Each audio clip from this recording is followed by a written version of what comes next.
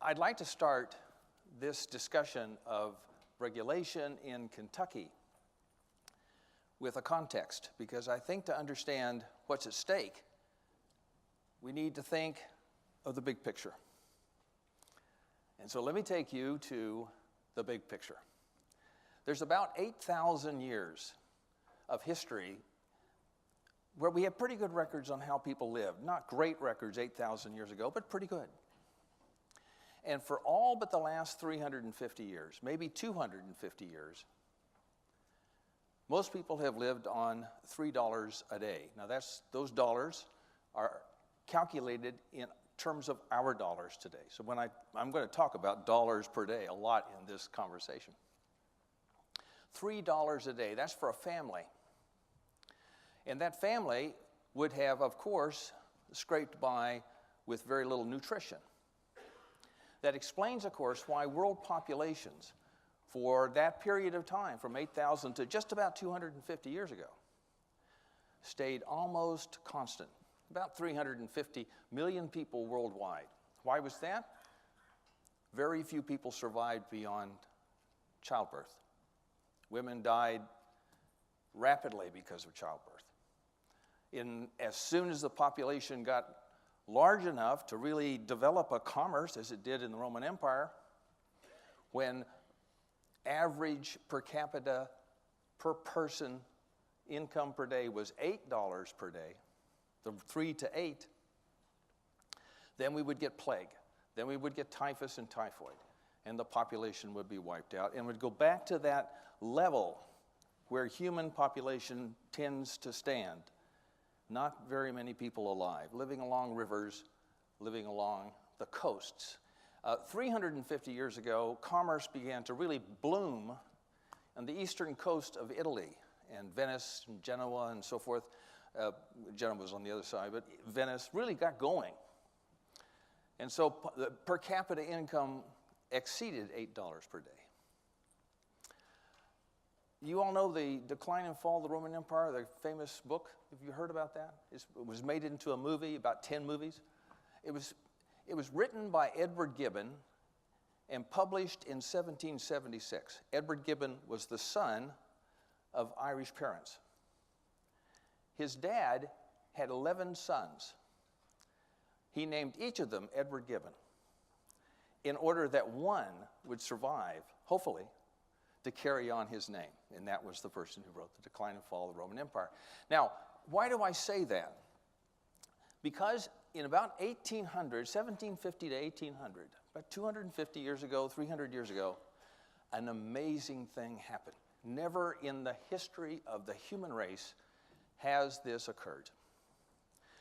Institutions of government began to guarantee private property, began to guarantee the gains from commerce, profits. Private enterprise began to spread from the coasts of Italy up into Europe. Of course, one of the great commercial explosions of all time was on the coast of China, and it reestablished itself. And beginning in 1800, world populations skyrocketed. You've seen the hockey stick. You've seen the roller coaster. As it goes up, that's population. And here's world population for 8,000 years, and then, boom, it takes off. Per person income by 1900 was up to $20. By 1900, we had 1 billion people on the face of the planet. By 1960, per person income was up to about $35 throughout the entire world, and we had about 4 billion people. We have 7 billion people today. Average incomes around the world in our dollars, compared to the $3 that went on for thousands of years, is now $58. In the United States, it's about $270 per day for a family, $124,000 a year. That's a 9,000% increase in well-being. And it was not because we built bridges and infrastructure. It was not because we had better military. We had all of that during those 8,000 years. It was not because we established stable governments or had parties that loved each other. It was because of free enterprise. It's because of what you do. Free enterprise, call it what you will. I call it private property and production with distribution also owned privately, where gain is guaranteed, has been the single greatest force for good, material well-being, in the history of the human race. It's not even controversial. Look at this room. Look at the electricity. Look at all of this. It is in the last 250 years of an 8,000-year record in human history. That's important to understand because it's important to know what's at stake when we talk about regulation. It's the duty of the policymaker, it's the duty of the legislator to not only defend the rule of law, which is important, of course, but to defend this system of private property and production, this free enterprise system. Wherever it goes, it improves well-being. And what's the focus of that? What should we be thinking about when we think about improvement in well-being, betterment? 9,000% increase if you're in the United States since 1800. It's the bottom half of the income distribution that we should be focused on. The best thing that has ever happened to the bottom half of any country's income distribution has been the spread of enterprise. Just look at what's happened in China since the 1980s.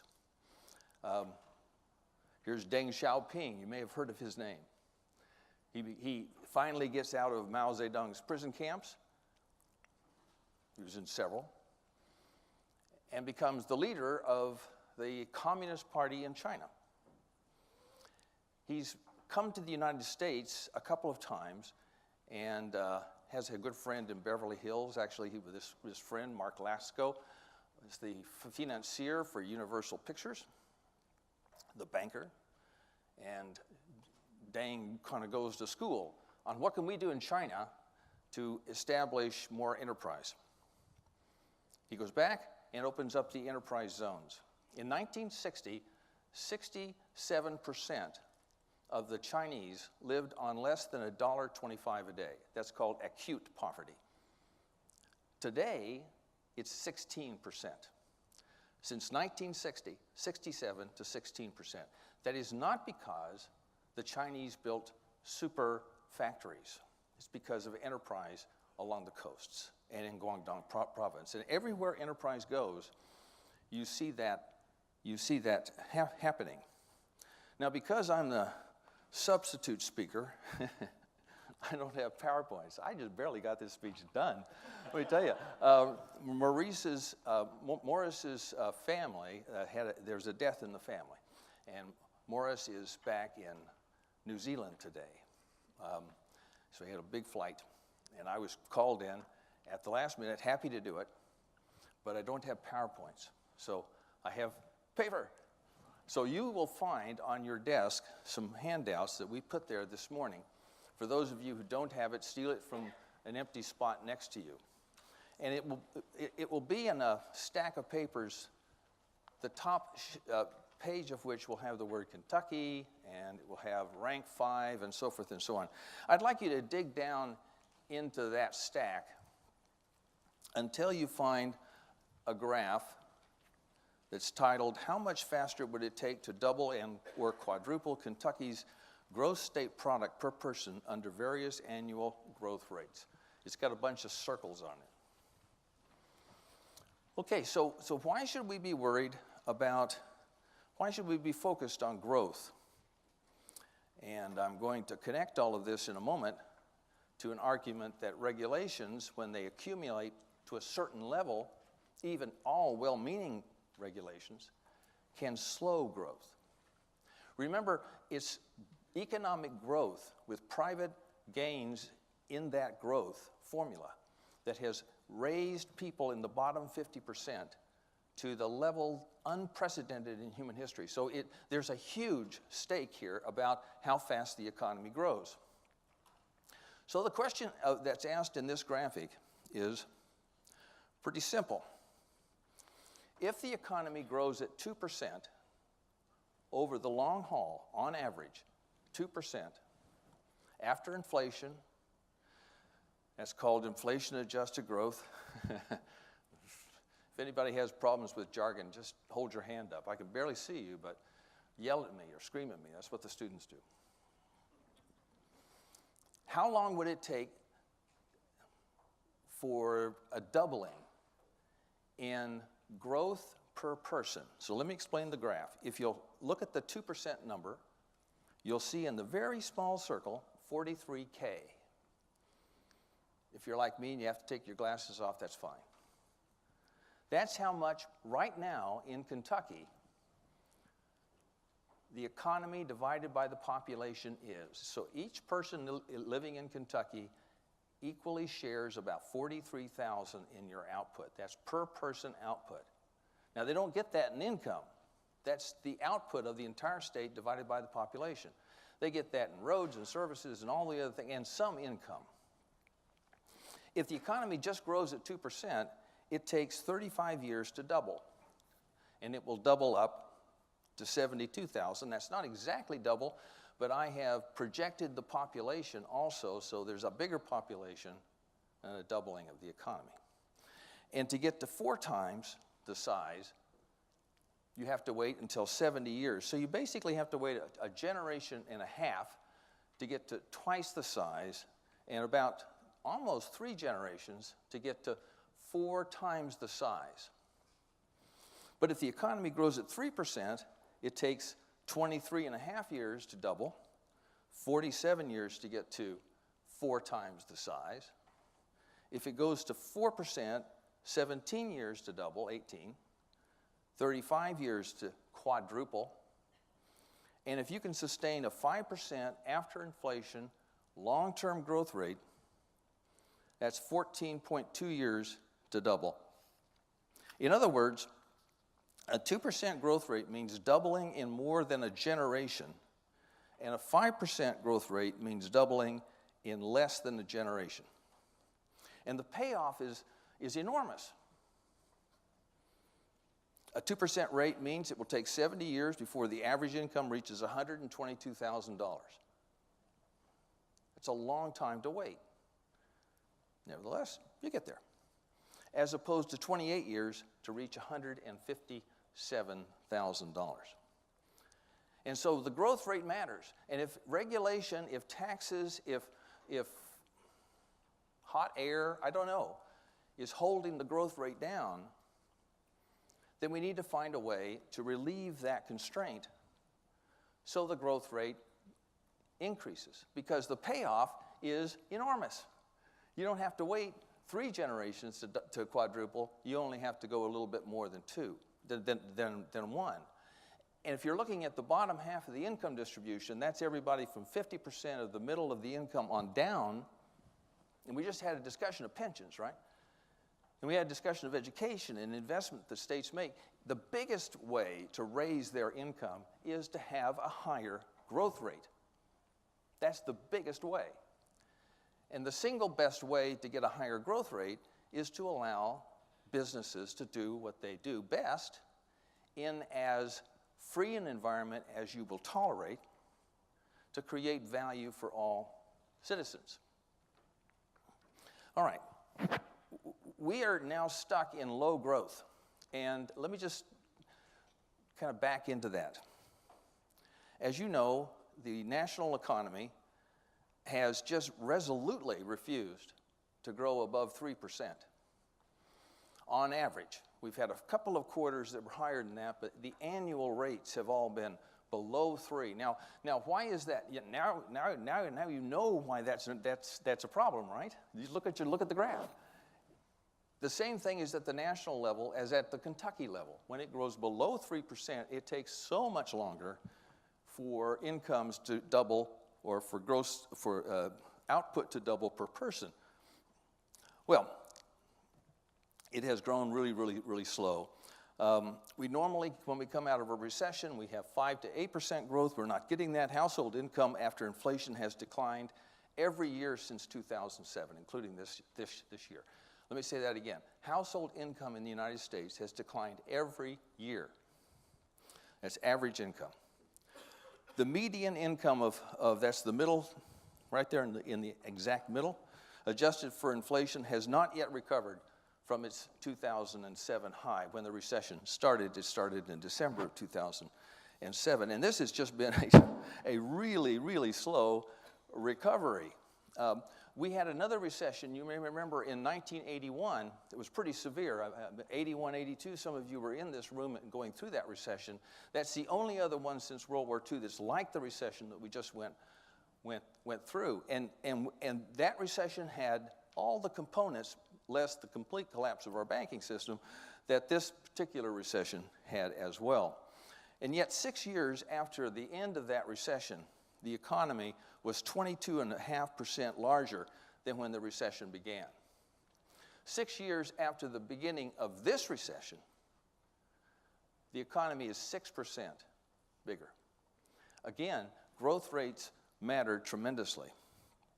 So what's happening here? Economists widely suspect that cumulative growth of regulation is slowing the economy. We have low taxes.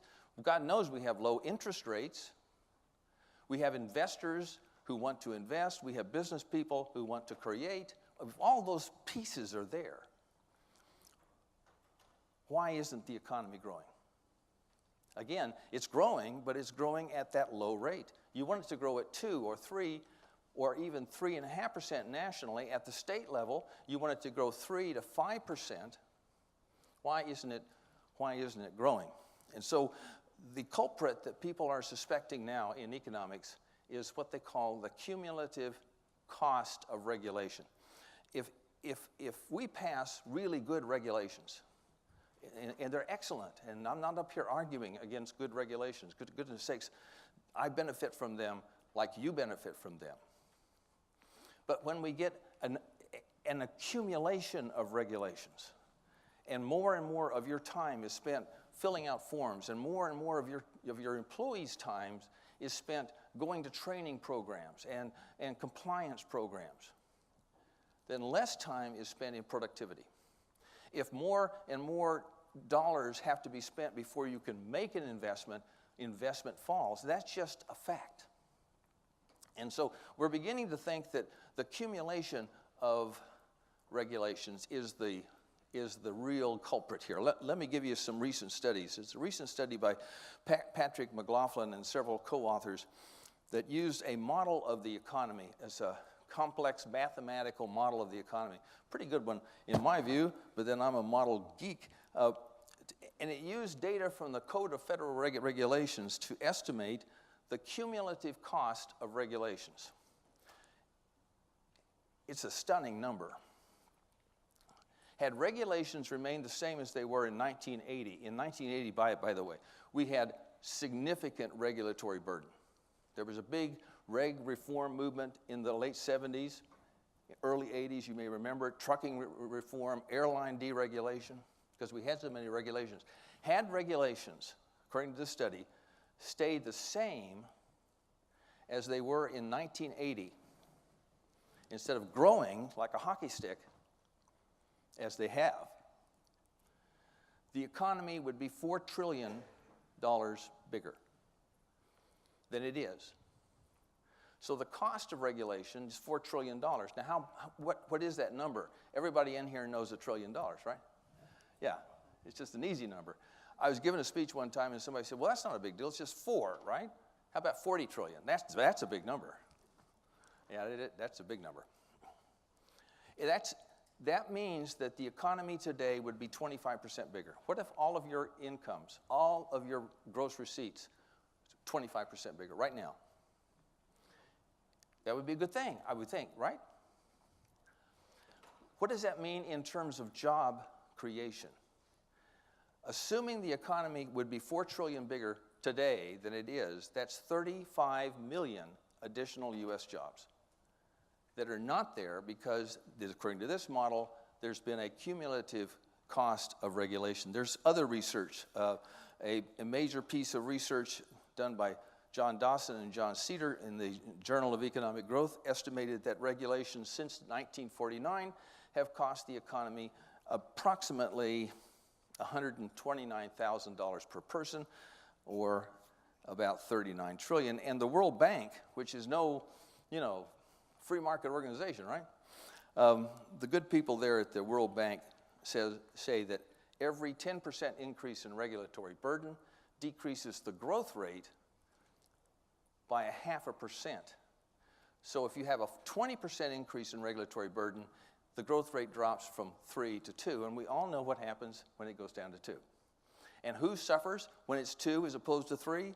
It's the bottom half of the income distribution. All righty, so let's take a look at what's happening in Kentucky. If you would now turn to this particular stapled output with the 5 on it, I'm going to walk you through some numbers.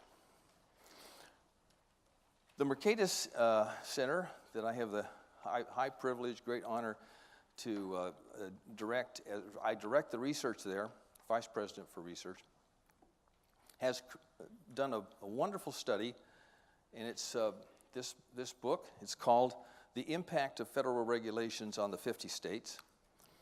Brand new data, never has been accumulated or developed before. I can go into that privately, but it's a wonderful new data set adding tremendous insight, scholars all around the country, about what's happening on regulation. We estimated the regulatory burden by state. So if the national burden is equal to 100, to give us a starting point, the national burden is 100.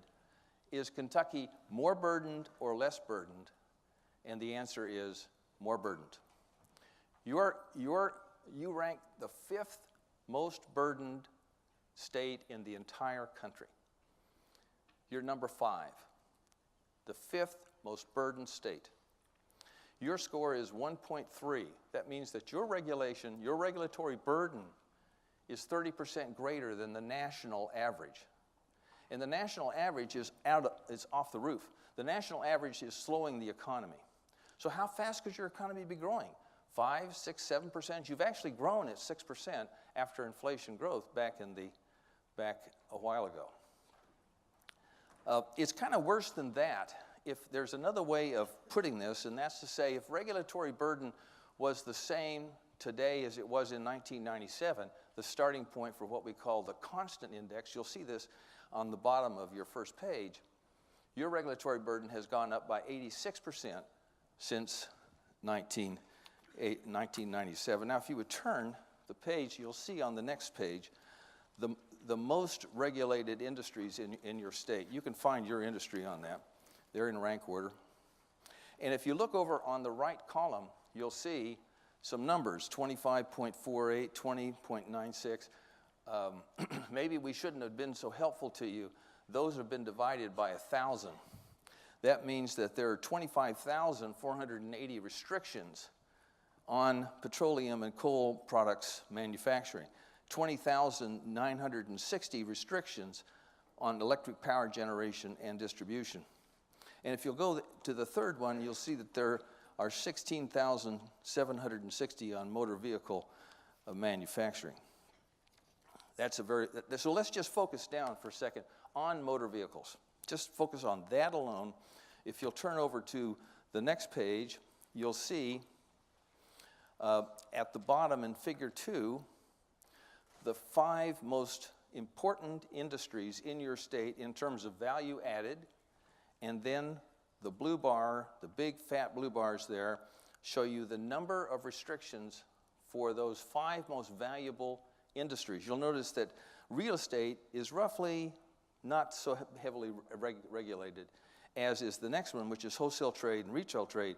But ladies and gentlemen, look at motor vehicles, bodies and trailers, and parts manufacturing. That's a North American Industrial Classification Code. It's very heavily regulated, 40,283 restrictions. And it matters if you take a look at the final graph, and it's a loose graph.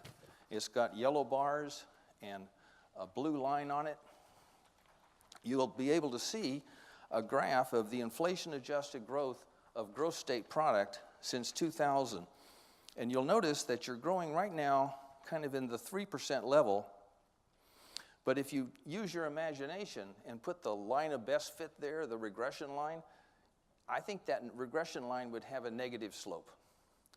I'm not sure it would, but it looks like it very well might have a negative slope. So growing at 3% is not where you were growing just a few years ago when you were up near 4, or not nearly as far up as you were when you were at 5.5%. So regulations matter, and again, let me just point out that they matter to the bottom half of the income distribution more than the top half of the income distribution. Y'all know that regulations, well-meaning, beneficial, add to the cost of products and services. We wouldn't have it any other way, really. You know, you're going to regulate the quality of milk. You want to have, with all due respect, we were talking about milking earlier, odd conversation. I come from a farm background. We didn't milk cows. We raised them for beef. But I was aware of my dairy counterparts, oftentimes called fairy counterparts, but that was neither here nor there. It's just a wheat sorghum rancher joke. We want to have the regulations on food quality, no question about it, but it raises the cost. So if you have a lot of unnecessary regulations or plus necessary regulations that raise the cost, who has the hardest time paying for the products? Yeah, it's the bottom half of the income distribution. It's a regressive effect. It's a regressive effect. We try to offset that with subsidies, offset that with all kinds of in-kind payments, but of course that raises the cost of government, which raises the cost of taxes. When the taxes go up, the economy further slows, thus affecting the bottom half of the income distribution. It also affects labor costs. Regulations are supposed to be beneficial, and they are individually, but if they get to be too large, then they can increase the cost of labor. And what does that do? It increases the cost of products, but it also means you're going to use more machines in production, right? What's happening at McDonald's right now? As the price of labor rises, more robots to order your products. That has an effect on the bottom half of the income distribution because it lowers the demand for labor, oftentimes entry-level or low-wage labor. And then finally, regulations have an effect also in this area because they say to workers who are on the plant, they're saying, look, you need to take this training course and this training course, you need to go to the community college to get this certification, and pretty soon you have eliminated jobs for workers who are not intellectually or from time standpoint or whatever capable of doing that. Some workers have 3 jobs. How can they take time out? How can they take time out for additional certifications in education? And what does that do? That makes it their wages are going to stay low, and that worsens the income distribution. The rich get richer and the poor get poorer. I'm not suggesting that regulation should be, I'm not an anarchist. The closer I get to lunch, the more anarchist I get, right? But that's just because I'm hungry. I'm not against the regulations. I'm telling you as an economist, these are the effects. So what do we need to do? We have had, at the national level, about a 60% increase in regulations since 2006. I'll say that again. We've had about a 60% increase. Now, I think, and so do many members of Congress, that we should take a close look at those regulations and make sure they're all needed. We should budget for our regulations. We should take a look at our red tape and eliminate the pieces of it that we don't need. Here's a good story. So in 1962, the British government went through all of the regulations that they had in place, all the subsidies that they had in place. It was amazing. It was like a big scrub. And they eliminated the Dover Watch. In 1962, they were still paying families to watch out for the Spanish Armada. Yeah, they're actually doing this. And they found lots of things like that. You know, the Spanish Armada is not a threat to Great Britain. It's a small thing, right? But little things taken off reduce the cumulative burden. They increase the time that you have to spend for productive activities. One of the things which is really attractive right now, and is getting a lot of attention, is called one in, one out. It's called regulatory budget caps. You should really get to know about this. You should really get to know. It's not a brand new idea. It's being used by governments around the country. So here's the way it works. When you think, well, we need this regulation, you have to find another one to eliminate. So it's like capping regulations. Or if you decide, hey, we need a little more regulations, you can let some come in that are uncapped, but that's a legislative decision. You're putting into the hands of people who are elected the decision on how much regulation we should have, as opposed to people who are not elected. That's what's happening in this state. The governor's very interested in this red tape reduction thing. You just heard him. So where is this being used? British Columbia has got a very successful experiment in capping regulations.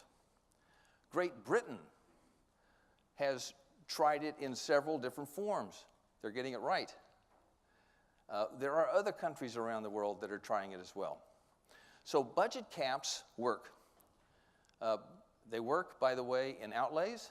I just come from the United States Senate. I don't brag about that because usually I get audience reactions, and all the questions then are, why are you here talking to us? You don't know a thing. So I don't say that too much. But even in the Senate and the House of the United States, we're talking about a regulatory budget to bring back into the hands of members of Congress the power to annually approve how many new regulations we're going to have to burden or to enhance, however you want to put it, business and individuals. So let me conclude. The cost of regulatory burden is mostly borne in the lower 50% of the income distribution. You feel it in your profits, in your incomes, in the responsiveness of your consumers to your products and services. But if you really want to see its cost, look at the bottom half of that distribution. And how do they see it? They don't feel it every day, right? They don't go home and say, oh my gosh, regulatory burden is so bad today. I really feel bad. Give me a drink. They say, I didn't get the job. Or like my brother. My brother lives in Wichita. He's a few years younger than me. He's a blue-collar worker, works in auto parts. He is going to vote for Trump. He's a lifelong Democrat. And I said, well, Johnny, why? Why are you going to vote for Trump? I haven't gotten an increase in my pay in 15 years. I don't remember the exact numbers, 15, 14 years. I don't know how he knows that, but he knows it in his heart, right? It's loss of opportunity. It's loss of economic mobility. And that comes back, by the way, to hit you in the bottom line. So I think it's our job as policy people, and we're all policy people, to make regulatory burden correct. It's our right as citizens of this country to look after the lower half of the income distribution. Many of them are young and just starting off. You don't want your kids not to have any opportunity. You don't want that to happen, and you don't want people to be stuck down there. And I want you all to leave with the clear understanding that the greatest material revolutionary force in the history of the world for the past 8,000 years has been the joint production of goods and services of free enterprise working with good government to create value. Go forth and create value, and keep in mind that regulatory burden can be the enemy. It can be the friend, but it can be the enemy as well. Thank you very much.